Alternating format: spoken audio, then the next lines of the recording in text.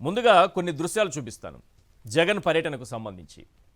అది గుంటూరు మిర్చి యార్డ్ రైతులను పరామర్శించడానికి వెళ్ళిన గుంటూరు పర్యటనైనా, లేకపోతే వినుకొండలో రషీద్ కుటుంబాన్ని పరామర్శించడానికి వెళ్ళిన సందర్భంలోనైనా, తిరుపతిలో వైకుంఠ ఏకాదశి టికెట్ల జారీలో తొక్కిసలాట జరిగి 6 మరణిస్తే పరామర్శకు వెళ్ళిన సందర్భంలో కానీ, రాప్తాడులో అక్కడ ఒక వైఎస్ఆర్సీపీ నాయకుడిని చంపిన కేసులో ఆ ఘటనలో వా కుటుంబాన్ని పరామర్శించడానికి వెళ్ళిన సందర్భంలో కానీ, ఇలా చెప్పుకుంటూ పోతే మొన్న పొదిలి వరకు పొగాకు రైతుల్ని పరామర్శించారు. అన్ని సందర్భాల్లోనూ భద్రత లేకుండా కుట్ర చేయడము, అల్లర్లకు ప్లాన్ చేయడం. ఒక్కసారి ఆ దృశ్యాలన్నీ కలిపి ఒకసారి స్క్రీన్ పైన చూపించండి. తిరుపతి చూడండి. తిరుపతిలో టోకెన్ల జారీ అసమర్థతతో, నిర్లక్ష్యంతో 6 ప్రాణాలు తీసి 10 మందికి పైగా దాదాపు 20 మంది గాయపడి హాస్పిటల్లో ఉంటే వాళ్ళను పరామర్శించడానికి ఒక బాధ్యత గల నాయకుడిగా తిరుపతికి జగన్మోహన్ రెడ్డి గారు వెళితే లారీలు అడ్డుపెట్టి, ఆ లారీలను చూడండి, లారీలు అడ్డుపెట్టి కాన్వాయ్ కూడా కదలకుండా చేసినటువంటి ఘనత మన ప్రభుత్వానికి. ఆయన నడుచుకుంటూ వెళ్ళారు. జగన్మోహన్ రెడ్డి గారు నడుచుకుంటూ బయలుదేరారు. అంటే లారీలు అడ్డుపెట్టి ఆపేయాలని చూస్తున్నారు.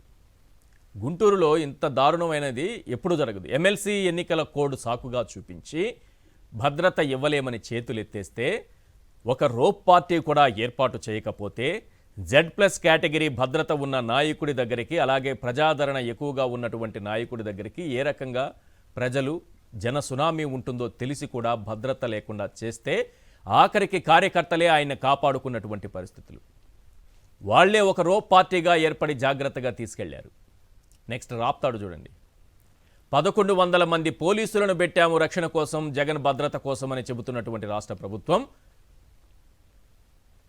ముందుగా ఆన్సర్ చేయాల్సింది 1000 మంది పోలీసులు అన్నారు కదా, అందులో 900 మందికి పైగా కేవలం హైవేల మీద రోడ్ల దగ్గర మాటు వేసి జగన్ కోసం వస్తున్నటువంటి అభిమానుల్ని అడ్డుకోవడానికి వినియోగించి, హెలికాప్టర్ దగ్గర కేవలం 20 నుంచి 30 మందిని మాత్రమే ఉంచినటువంటి సందర్భంలో ఆ హెలిప్యాడ్ దగ్గర హెలికాప్టర్ పైన ఏ రకంగా అభిమానులు చొచ్చుకొస్తే ఎలాంటి ప్రమాదం జరిగిందో చూసాం. ఇప్పుడు ఆ హెలికాప్టర్కి సంబంధించి ఆ పైలట్లని వేధిస్తున్నారు విచారణ పేరుతో. వాళ్ళని పిలిచిందే ఏం జరగలేదు, జగన్మోహన్ రెడ్డి గారే రద్దు చేసుకున్నారు పర్యటన ఆ హెలికాప్టర్ని అని చెప్పించాలి వాళ్ళ దగ్గర. లేదా వాళ్ళు చెప్పకపోయినా పదే వాళ్ళని పిలిచి వేధిస్తే ఏమవుతుంది? రేపు ఏ సంస్థ కూడా జగన్మోహన్ రెడ్డి గారికి ఒక హెలికాప్టర్ ఇవ్వడానికి ముందుకు రాకుండా చేయటం. ఇది కుట్ర కాదా?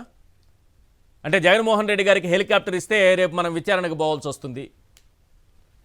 పొదిలి చూడండి, వేలాది మంది మీరు అంటున్నటువంటి 11 సీట్ల పార్టీ నాయకుడు వస్తే వేలాది మంది జనం ఆ విధంగా తరలి వస్తుంటే, అక్కడ 40 మందిని అమరావతి మహిళల ముసుగు వేసి వాళ్ళ చేతిలో రాళ్ళిచ్చి, రాళ్ళు రువ్వి, అల్లర్లు సృష్టించి, అక్కడ లాఠీ చార్జీకి అంతకు మించి వెళితే బషీర్బాగ్ కూడా చేయొచ్చు.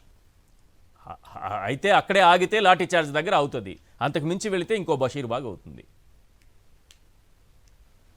ఏం కుట్ర చేయకపోతే 40 మందిని ఎవరు అనుమతిస్తారు? నల్ల బెలూన్లు వారి చేతికి ఎవరిస్తారు?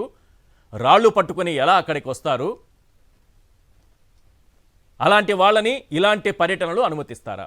ఇప్పుడు రేపు జగన్మోహన్ రెడ్డి గారు సత్తెనపల్లి వెళ్తానంటున్నారు. నాగమల్లేశ్వరరావు వైఎస్ఆర్సీపీ నాయకుడు కూటమి వేధింపులు భరించలేక ఆత్మహత్య చేసుకుంటే ఆ కుటుంబాన్ని పరామర్శించడానికి రేపు వెళుతున్నారంటే 100 మంది పైన రాకూడదట.